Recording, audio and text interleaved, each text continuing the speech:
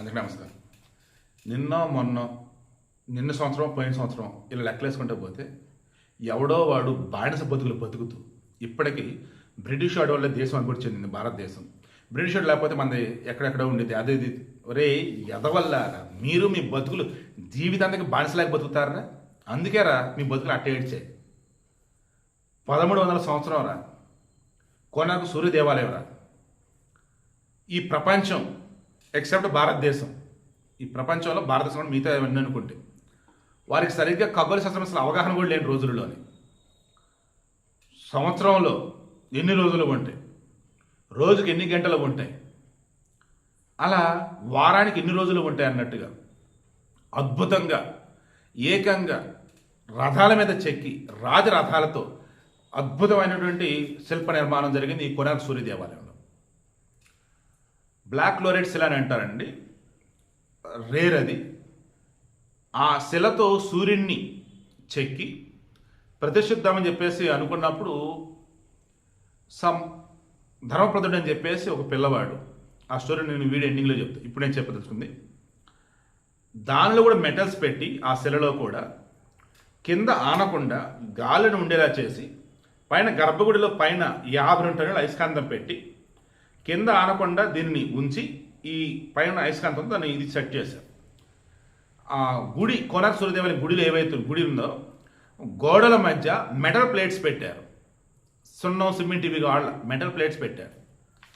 ఓవరాల్గా అన్నప్పుడు పోర్చుగీస్ కాలం నాడు వాళ్ళు బ్లాక్ పగోడా అని చెప్పేసి అనేవాళ్ళు ఈ అయస్కాంత గుడికి సంబంధించి. ఎందుకంటే వాళ్ళు వ్యాపార నిమిత్తం ఈ సముద్రంలో అటు ఇటు వెళ్తున్నప్పుడు ఈ కోనార్క్ దరిదాపులకు వచ్చేసరికి ఆ కంపాస్ని పైన అయస్కాంతం ఉంది కదా, 50 టన్నుల అయస్కాంతం కోనార్క్ సూర్యదేవాలయంలో అది ప్రభావం చేస్తూ ఉండేది. దాంతో ఒడ్డుకొచ్చి గుద్దుకోవటాలు, వాళ్ళ యొక్క దిశల మారిపోయి ఇవన్నీ అవుతూ ఉండేవి. ఏంట్రా ఎక్కడైనా చెక్ చేస్తే అప్పుడు దీనివల్ల తెలిసి ఇక అప్పుడు ఉన్నటువంటి పాలకులు వాళ్ళు కలగలిపి ఆ 52 టన్నుల ఆ పైనటువంటి ఆ అయస్కాంతాన్ని తొలగించేశారు. దానితో ఏమైంది, బ్యాలెన్స్ కోల్పోయింది. అలా ఎనర్జీ ఆ రోజు మన వాళ్ళు అనుకున్నది ఏదైతే ఉందో అయస్కాంత శక్తి, ఇటువంటి మెటల్ శక్తి ఇవన్నీ కలగలిపి అన్నీ కూడా ఒకదాని కూడా సింక్ అయి ఉన్నాయి. ఎప్పుడైతే ఈ పైన అయస్కాంతం తొలగించున్నారో నెమ్మదిగా బ్యాలెన్స్ తప్పుతూ పోయింది. ఎలా చివరికి అంటే నెమ్మదిగా పైన కోలుతుందన్నమాట, పైకప్పు రాలుతుంది. అప్పుడు 1902, 1903 సమయంలో బ్రిటిష్ పాలకులు ఏం చేశారు, గుడిని మూసేశారు. గుడిని మూసేయడానికి ముందు ఏం చేశారు, ఆ గర్భగుడిని మొత్తం ఇసుకతో నింపేశారు. అంటే పైన అయితే కోలుతుందండి, కోలకుండా మొత్తం ఇసుక నింపేసాం, మొత్తం ఇసుక పెట్టేశాం. కోలదు కదా, ఇక అలా ఉండిపోయింది కదా. బట్ ఇప్పుడు 2025 డిసెంబర్లో మన సెంట్రల్ గవర్నమెంట్ ఈ article survey of India ASI వాళ్ళకి పర్మిషన్ ఇచ్చింది. మరలా పునర్వైభవం రావాలి చూడండి అబ్బాయిని. ఇక ఐ థింక్ ఐఐటి మద్రాసులో అనుకుంటా వాళ్ళు వచ్చినారు, మొత్తం చూశారు. ఇప్పుడు ఈ గుడిలో పడమర ద్వారం నుండి ఆ ఇసుక నెమ్మదిగా బయటకు లాగుతున్నారు. అద్భుతమైనటువంటి స్టీల్ మెటీరియల్తో ఎక్కడెక్కడ మరలా పునర్నిర్మాణం చేయబోతూ ఉన్నారు. బహుశా మరో 2-3 నెలల్లో అందరూ కూడా మరలా కోనార్క్ సూర్య దేవాలయంలో గర్భగుడిలో అనుమతి అనేది ఉంటుంది. ఇప్పుడు ఇందా చెప్తున్నాను కదా, ధర్మప్రదుడు అని చెప్పేసి ఒక పిల్లవాడు, వాళ్ళ నాన్న వచ్చేసి చీఫ్ ఆర్కిటెక్ట్ అనుకోవచ్చు, లేదన్నప్పుడు చీఫ్ స్కల్ప్చర్ శిల్పి అనుకోవచ్చు. నరసింహదేవరాజు, దేవ నరసింహరాజు 1100 సంవత్సరం. ఆయన ఈ గుడిని దాదాపు 12 సంవత్సరాలుగా కంటిన్యూగా నిర్మిస్తూనే ఉన్నారు వీళ్ళు. ఆ పైన పెట్టాల్సిన ఏదైతే గర్భగుడి పైన పెట్టాల్సిన శిల, ఈ అయస్కాంతం కావచ్చు, రిమైనింగ్ వేరేది కావచ్చు, మొత్తం పెట్టాల్సిన వీళ్ళ వల్ల అవ్వట్లేదు. ఇతను 12 సంవత్సరాలు ఉన్నాడంటే వాళ్ళ నాన్న ఐ థింక్ భూరి వాహనుడు అనుకుంటే పేరు, ఆయన పేరు. ఆయన ఈ ఆలయ నిర్మాణం కోసం వస్తున్నప్పుడు వాళ్ళ ఆవిడ కడుపుతోంది, అంటే పిల్లడు ఇంకా పొట్ల. ఆలయ నిర్మాణం కోసం వచ్చాడు, మొత్తం ఇక్కడే ఉన్నాడు కోనార్కులో. ఈలో పిల్లడు పుట్టాడు. పిల్లడు కూడా వాళ్ళ నాన్నలాగే మొత్తం శిల్పశాస్త్రం మంచి గ్రిప్ తెచ్చేసుకున్నాడు. సరే వాళ్ళ నాన్న కలుద్దని వచ్చాడు. అలా రావడానికి ముందు రోజు అఫ్కోర్స్ మరి కాసేపు అనుకుందాం, పిల్లడు మరి కలుస్తాడు అనుకుందాం. ఇక రాజు వచ్చేసి ఇంకెన్నాళ్ళు ఈ రకం సాగేశాడు. ఈరోజు గనక మీరు గనక ఆ పైన గర్భగుడిలో పైన పెట్టాల్సిన నివేదన పెట్టగనకపోతే ఓకే, ఇక అంతే మీ తలల మొత్తం తీసేస్తానని చెప్పేసి అన్నారు. ఈలోప పిల్లడు వచ్చాడు, అంత దిగాలుగా ఉన్నారు, ఏమైంది అని అడిగితే జరిగింది మొత్తం చెప్పారు. పిల్లడు మొత్తం చెక్ చేసి ఇంతేనా నేను చేస్తాను చూడండి అని చెప్పేసి పైకి వెళ్ళి జస్ట్ కొన్ని చిన్న చిన్న సవరణలు ఏవో చేశాడు. ఇక వీళ్ళు పెట్టాల్సిన మొత్తం పెట్టేశాడు, సక్సెస్. ఇక రాజు అడుగుతాడు మరి రేపు ఎవరు ఇదంతా చేశారు? 12 సంవత్సరాల పిల్లవాడా అని సంతోషిస్తాడా, లేక 12 సంవత్సరాల పిల్లవాడు చేసే పనిని మీరు చేయలేపారని చెప్పేసి మనల్ని మరలా సృష్టిస్తాడని చెప్పేసి భయపడుతుంటే, వద్దు నాన్న నేను ప్రాణత్యాగం చేస్తానని చెప్పేసి ఆ పైనుంచి కిందకు దూకి ఆ పిల్లడు చనిపోయాడు సముద్రంలో. ఇక అప్పటి నుంచి ఒక రకమైనటువంటి అపశకునం అన్నట్టు, ఇక అప్పటి నుంచి ఆ పిల్లడి శాపం ఉందన్నట్టు, దానివల్లే ఇంత అద్భుతమైన ఆలయం కూడా గర్భగుడిలో పూజలకు నోచుకోలేదన్నట్టు, ఆ శిల గర్భగుడిలో సూర్యుని యొక్క శిల ప్రతిమ కింద ఆనదన్నట్టు, ఇక రకరకాల ఏవో కథలు.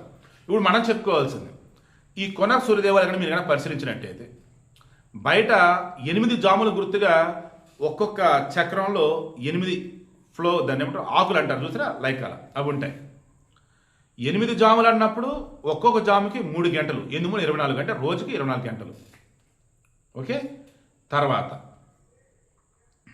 మీరు ఆ సూర్యుని యొక్క రథచక్రాలు కనుక మీరు కనుక గమనించినట్టయితే ఆ స్ట్రక్చర్స్ అవన్నీ చూస్తే ఇందులో మరల మెయిన్ ఒక చక్రం ఉందా, ఆ చక్రంలో వచ్చేసి ఈ ఆకులు ఉంటాయి కదా, మళ్ళీ అట్లా చిన్నగానే ఇంకొక ఆకు ఉంటుంది, దాని మీద వచ్చేసి మరలా ఇవి ఉంటాయి అనమాట. దాన్ని ఏం చెప్పాలి, చిన్నగా వర్డ్ కరెక్ట్గా గుర్తు రావట్లేదండి, బర్డ్స్ టైప్ బ్లాక్ బర్డ్స్ అంటే చూసారా, లేక బర్డ్స్ ఉంటాయి. ఒక్కొక్కటి వచ్చేసి 5 నిమిషాలకి గుర్తున్నట్టుగా ఉండింది, సారీ 3 నిమిషాలండి. మొత్తం 8 ఆకులు ఉంటాయి, 8 ఆకుల మధ్యలో మరలో ఇంకో 8 ఆకులు చిన్నగా ఉంటాయి. ఈ పెద్దాకు మధ్య వచ్చేసి 3 గంటలు, పెద్దాకు చిన్నాకు మధ్య వచ్చేటప్పటికేమో 90 నిమిషాలు. ఈ బెడ్స్ని చూసారా, ఒక్కొక్క బెడ్ వాల్యూ వచ్చేసి 3 నిమిషాలు, అలా 30 బెడ్స్ ఉంటాయి, అంటే 90 నిమిషాలు. ఈ సూర్యుని యొక్క ఆ రథచక్రం మీద ఉన్నటువంటి ఏవైతే ఉన్నాయో ఆకులు, దానిలో మధ్యలో మీరు ఒక పొలలాంటిది కనుక పెడితే దాని యొక్క షాడో కనుక ఆ బెడ్స్ మీద పడుతుంది కదా, 5 బెడ్స్ మీద పడింది అన్నప్పుడు పైన వచ్చేసిన సగం వచ్చేసి పగలు, కింద సగం వచ్చేసి రాత్రి. ఇలా చూస్తున్నప్పుడు పెట్టినప్పుడు ఆ షాడో వచ్చేసి 9 అన్నదానికి సంబంధించి ఉందనుకున్నాం. ఆ పక్కన నుంచి ఒక 5 బెడ్స్ మీద పడింది అనుకున్నాం. 5 × 3 10 అంటే 9 బాబు అయినట్లు లెక్క.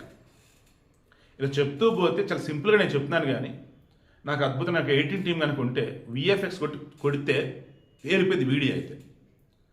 నేను చెప్తుంది ఏంటంటే మై డియర్ ఫ్రెండ్స్, ఈ ప్రపంచం సరిగా వస్త్రాలు కూడా వేసుకొని సమయం, సరైన ఫుడ్ తినడం తెలియని సమయం, అద్భుతమైనటువంటి గొప్ప బట్టలేంటి, సాహిత్యం ఏంటి, అసలు తిరుగులేని విధంగా ఉన్నది ఈ భారతదేశం అండి. అటువంటి భారతదేశంలో ఉన్న మనం పరమాతాల దగ్గర బానిసలాగా బతుకుతూ ఇంకా విదేశీయులను పొగుడుతూ ఏం బతుకుతున్నామండి అసలు మనం? చెప్పండి మీరే. ఈ సూర్యుని యొక్క రథానికి 7 గుర్రాలు ఉంటాయి, 7 గుర్రాలు వచ్చేసి వారానికి 7 రోజులు అన్నట్టు. అద్భుతమండి, అసలు ఎంత చెప్పినా తక్కువేనండి. సో భారతదేశంలో ఇటువంటి అద్భుత ఆలయాలు ఎన్నెన్నో ఉన్నాయి. మోడీ గవర్నమెంట్ వచ్చే కూడా పునర్వైభవం వస్తూ ఉంది. మోడీ వచ్చాక భారతదేశం గొప్ప ప్రపంచం తెలుస్తోంది. అవునా కాదు, గుండెల మీద చేసుకొని చెప్పండి. మన ఈ దేశాన్ని భ్రష్టు పట్టించిన దానిలో ఫస్ట్ ప్లస్ కాంగ్రెస్సే ఉండేది. ఏ మహాత్మా గాంధీ అయితే స్వతంత్రం రాగానే కాంగ్రెస్ పార్టీని రద్దు చేయమని చెప్పాడో, రద్దు చేయకుండా ఆ కాంగ్రెస్ అదే కంటిన్యూ చేశారు ఆ నెహ్రూ వాళ్ళ ఫ్యామిలీ, ఆ బ్యాచ్. ఇప్పటికి కూడా ఈ దేశంలో వాళ్ళు మత ప్రాతిపదికన, కుల ప్రాతిపదికన, ప్రాంత ప్రాతిపదికన చిల్లర రాజకీయాలు చేస్తూ బతుకుతున్నారు, కానీ డెవలప్మెంట్ చూపించి గొప్పగా ఉందని ఇదిలో వాళ్ళు లేరు. నిన్న కూడా ఈ ఆర్టిఫిషియల్ ఇంటెలిజెన్స్ ఇంపాక్ట్ సమ్మిట్ జరుగుతుండే ఢిల్లీలో కాంగ్రెస్ వాళ్ళు వెళ్ళిపోయి అర్ధనగా ప్రదర్శన చేశారండి. మనుషులు అసలు వాళ్ళు. సరే, చెప్పుకుంటే చాలా ఉంది. కొనార్క్ సూర్యదేవాలయం గురించి నేను చెప్పదలుచుకుంది చెప్పాను కదా. త్వరలో గర్భగుడి ఓపెన్ కాబోతుంది. ఏ రకంగా? మరో 1000 సంవత్సరాల పాటు చెక్కు చెదరని విధంగా ఉండే విధంగా ఆలయ నిర్మాణాన్ని మరలా పునర్వైభవం తీసుకురాబోతున్నారు, పునర్నిర్మాణం చేయబోతున్నారు. ఇప్పుడున్న స్ట్రక్చర్స్ ఏవి కూడా పాడవు, అలాగే ఉంచేసి ఇంకా పరల ఏది కూలకుండా దాన్ని ఏమన్నా యాత్రికులు భక్తులు వచ్చి దర్శించుకునే విధంగా కూడా చేయబోతున్నారు. ఇక అక్కడ ఉన్న శిల్పకళల గురించి చెప్పాలి 2 మాటలు. అక్కడ స్తంభాలు లాంటివి ఉంటాయి, వాటిని మీరు కొడితే టచ్ చేస్తే సరిగమప సౌండ్స్ వస్తాయి. అక్కడ ఆలయం అనేది ఉంటుంది, ఆ మండపం లాగా ఉంటుంది. అందులో ఎవరైనా డ్యాన్స్ వేస్తుంటే ఆ రీసౌండ్స్ వచ్చేసి మీకు మ్యూజిక్ లాగా ఉండిద్ది. అసలు చదువుతుంటే నాకేది ఎలా ఉందండి. జస్ట్ మాటలు చెప్తున్నాను కాబట్టి నేను ఇండియత్వానికి వెళ్ళలేకపోతున్నా. సింపుల్గా నేను ఏమంటానంటే, మన ఈ దేశంలో విజయనగర సామ్రాజ్యంలో హంపీలు ఇటువంటి ఆలయాలు ఉన్నాయంట. ఆ రాళ్ళను కొడితే మ్యూజిక్ వస్తాయంట. ప్రపంచంలో ఎక్కడైనా ఉందా ఇటువంటివి? మన దగ్గరే ఈ రకంగా. సో అంతగా నేను చెప్పేది ఏంటంటే, అరే ఇప్పటికైనా సరే ఆడోళ్ళైనా మగవాళ్ళైనా మన భారతదేశం అంటే ప్రపంచంలోనే అత్యున్నతమైన గొప్పదైన దేశం రా. దానిని పాశ్చాత్యులు ఆ ముస్లిం పాలకులు వచ్చి కావాలని మన వాళ్ళ చేత తప్పుగా చిత్రం లిఖిస్తే అది చదువుకొని మనం తక్కువ చేసే యథవతనం ఏదవుతుంది ఇప్పటికైనా మానుకుంటారా. కావాలని చరిత్ర మొత్తం వక్రీకరించి మన దేశాన్ని నాశనం చేసిన వాళ్ళని మన చేత పొగిడించింది ఈ కాంగ్రెస్ ప్రభుత్వం. ఇప్పుడు దానిని అంతా సరిచేస్తుంది మోడీ ప్రభుత్వం. ఇప్పుడు మీకు అర్థమవుతుందా ఎవరు ఈ దేశానికి సంబంధించిన భర్తమాత బిడ్డలో ఎవరు ఇప్పటికీ పరాయి దేశానికి ఫేవర్గా ఉన్నారు?